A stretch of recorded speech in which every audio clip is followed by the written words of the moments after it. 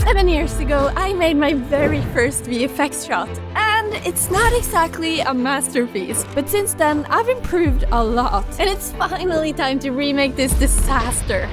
But what I didn't expect was that this time would be even harder than the first. So join me as we head to the real Loch Ness Lake in Scotland and do this the right way. I'm kind of nervous. Do you want to know why? You see, Erik is an expert when it comes to water simulations, and prior to making this video, I had only done the toner tutorial, so it's not exactly my best work. Are you ready? I think so. Let's do this. I'm excited. It's really awkward. I hate watching this, but it's okay. I love your actor. Yeah, it's my... Ooh. Yeah, that's the... It's really not bad at all, though. That's your second... That's actually insane. That's your second project? Wow. Whoa, okay. Where did that come from? Ambitious. That's crazy ambitious. I think this is probably like the best work someone's ever done after doing just a tutorial. This was my first time doing animation, water, render, like everything. But since then, I've learned a lot. So I think it's finally time to remake the whole thing. And to do that, we're going to Scotland, baby. Let's go. Yeah. You take your own.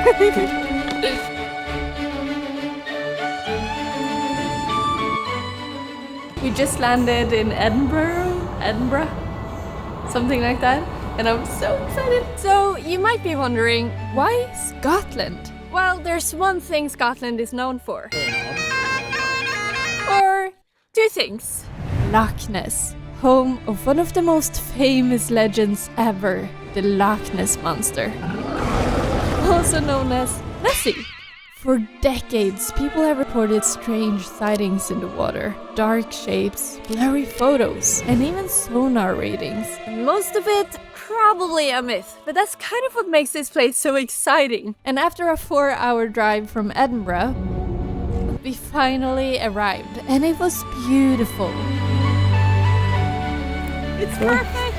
We started shooting straight away, and after a lot of running shots, this is the only exercise I get, we somehow ended up spending 30 minutes on this one close-up of me stopping. Oh, it's impossible! That didn't look that bad until you gave up. Oh! Which I didn't even end up using. So you want me to say my perfectionism gets in my way? Yep. We then filmed some reaction shots of me pretending to pet Nessie. And finally, Erik borrowed the shoulders of our very kind friend Luke.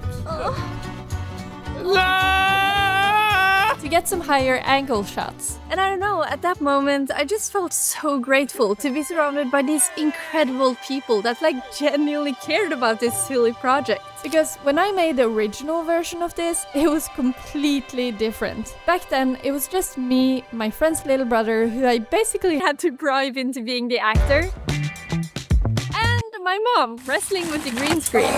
And all of it was happening at this tiny lake near home. At that time, I was so used to doing all of this on my own, and I didn't really have anyone around me who shared the same interests. So I think 16-year-old me would be so happy if she knew it was only temporary, that eventually one day she'd find her people. And with that, we had everything we needed. So, no, but what's that? That's... Oh. It's a wrap! Yay! Unfortunately though, we didn't get any actual sightings of Nessie, which would have saved me a lot of work. So since Nessie refused to cooperate, I had to do what every VFX artist does best, edit in post. Last time I used this ready-made 3D model, which honestly looks pretty solid. But I wanted more details this time. Plus, I didn't really want it to look like a monster. You know, that's more Erik's style. I wanted something that felt like a friend, something that looks adorable. So since I figured out last time with Aslan that sculpting isn't really my biggest talent, I found these incredible guys that actually know what they're doing. This is Marvin and Till, and they have worked on some of the biggest movies in the world, and they were even part of creating Baby Groot. It doesn't get cuter than that. I immediately knew they were the perfect fit. So I gave them a pretty detailed description of what I wished for. Long neck, detailed skin, a ridge-like structure on the back, slim face, pointy ears, cute eyes, and dinosaur-like textures. A few weeks later, the model was ready. And I was blown away by the quality. It's exactly as I imagined it. It's now time for my most favorite thing in the world. Animating. There was a lot that had to be animated. Swimming motions, facial expressions, jumps out of the water. Basically everything. Honestly, I considered giving up before I even started and just hiring someone to animate it for me, like Erik usually does. Lazy much? Hey! But then I thought I should at least give it a try first and just see how far I get before I throw out my computer. Luckily, the model already came with a few built-in animations, like swimming and idle motions. So instead of starting from scratch, I kept the subtle movements from the original animations while adding more specific actions on top, like lifting the neck or reactions, and of course the whole jumping shot, which took a while to get right. For the facial expressions, I studied a lot of reference footage. I then added a bunch of shape keys to the face and keyframed different parts depending on the emotion I wanted to show. And to make everything feel a little less stiff, I added some subtle randomized motion to the head as well. It was definitely a challenge to make it feel natural and dynamic, but after a full week of work, all the shots were finally done. Or at least good enough. I'm pretty nervous about the water simulations coming later, you know, considering last time. But fortunately, if all goes horribly wrong, I'll get some practical assets up my sleeve. You see, Erik and I are physically incapable of going on a normal vacation. Even at his family's cabin, we somehow ended up working. We managed to convince his entire family to go out late in the evening and help us film rocks splashing into the water, which will actually be perfect for this project later. But then we realized, whoa, this is kind of fun. So we just kept going. We filmed fire, snow, rain, and Erik was a little too dedicated. And after building up all these assets, we thought, why keep them to ourselves? So we made a website where you can get them too. But I'm a perfectionist, so finding a domain name was a real challenge. We thought of VFXstore.com, but it just didn't feel right until we did this. There we go. No fluff. Plus, it looks super clean, and we're not the only creators to figure out that a .store domain is the way to go when you launch your store. It doesn't get more perfect than your name .store, and Mr. Beast, iShowSpeed, Colin and Samir, Zach King, and many more are already on board. A .store for a store is also known to get twice as many clicks, which means more sales. And a clear, intuitive domain name just feels more premium. If you're a creator who's already got a store or thinking of starting one, don't miss the boat. Secure your channel name .store before someone else does using the link in my description. Thank you to my friends at .store Domains for sponsoring the video. It's now time for the water simulations, which I've actually never tried again since that first time. I think I've always tried to stay as far away as possible, but now it's finally time to face my fears. And I'm actually gonna try on a new software for this, Houdini. Houdini is known for being top tier when it comes to all types of simulations, so much so that it's used in pretty much every movie. But I've never even opened Houdini before, and I definitely don't think water simulations are the most beginner-friendly. But how bad can it be? Bad. So I started with a beginner course. Welcome to Houdini Isn't Scary, which actually was pretty fun, and I was quite impressed with myself when I had managed to create this. But then I started the real water course. Oversampling is actually using the isosurface value at the ranges, which felt like going from learning 2 + 2 to quantum physics. It was clearly not for beginners who had only done one water sim in Blender 7 years ago. So after having done 2/3 of the course and still being almost as clueless as the day I started, I humbly asked Erik to give me some private tutorings, which after seeing all my frustration for the past few days, he quickly said yes to. So let me explain what I ended up doing. Firstly, I exported the Nessie animation and camera from Blender and put it straight into Houdini. I then set the boundary for the simulation, converted Nessie to a collision volume, built a water simulation network, and hit simulate.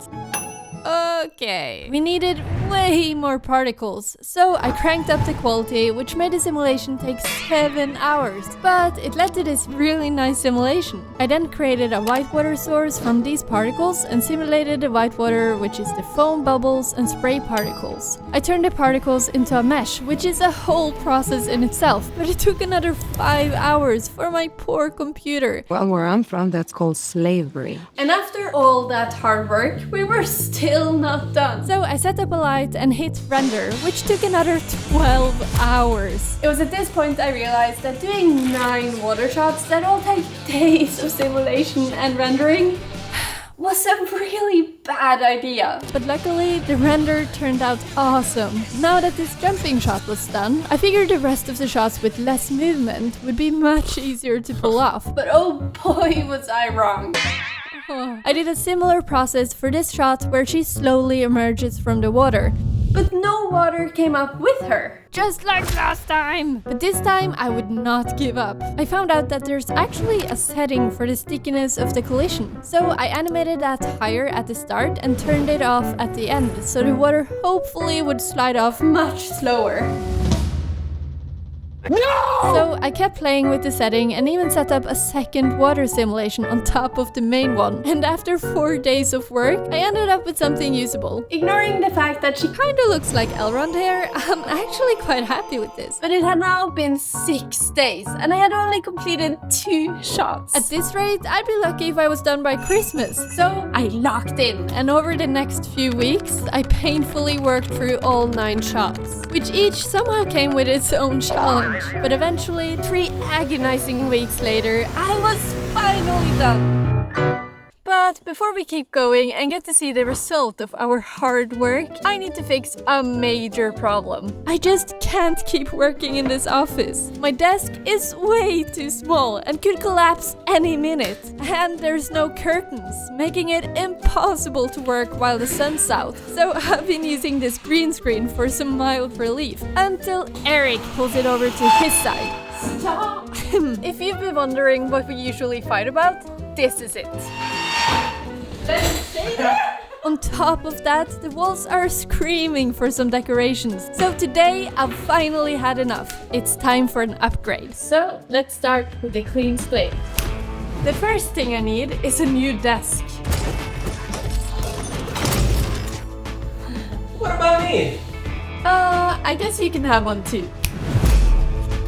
Nice. But we're still missing some key details.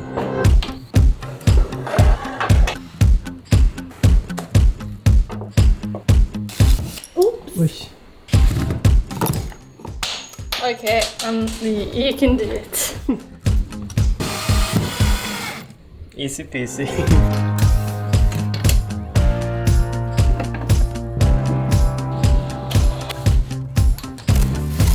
Wow.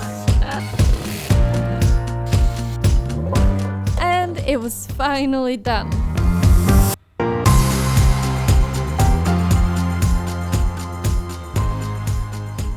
And the timing couldn't have been better because I just got something very special in the mail.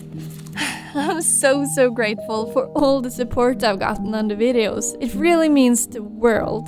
So yeah, I'm so happy with how it all turned out. And a big thanks to Oakywood for sending over the desks and accessories for all of my mess. So definitely check them out.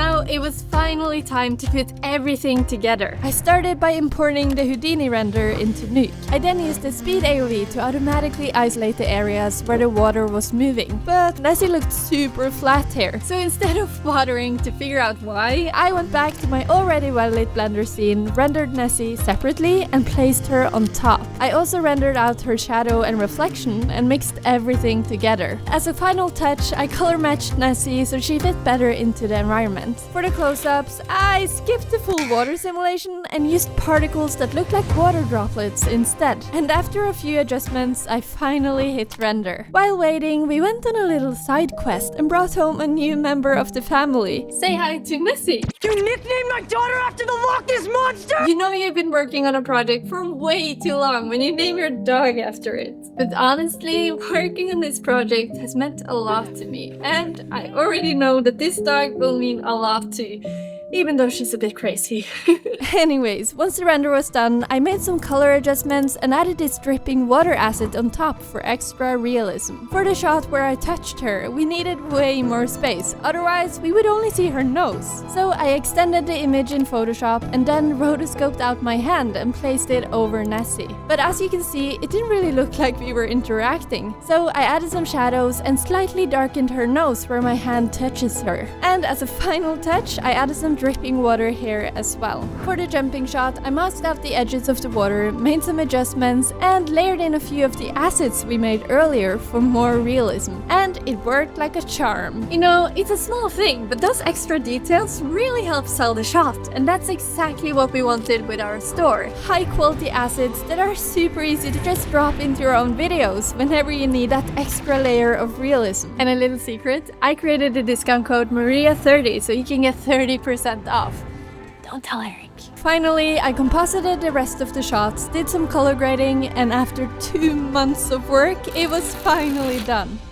Whoa, it's crazy to think that this whole journey started 7 years ago when I knew almost nothing and had to learn everything from scratch. There were so many times I just wanted to give up, but I didn't. I just kept reminding myself that if other people can learn this, then so can I. And even now, with years of learning and months of work on this project, it's still not perfect. And honestly, I think that's okay, because nowadays with AI, perfect can be generated in seconds. Did it just eat my bomb? But it's the struggles, the effort, and the imperfections that makes it human, that makes it valuable, and I'll always choose imperfect realness over soulless perfection. So with all that in mind, let's finally reveal the result.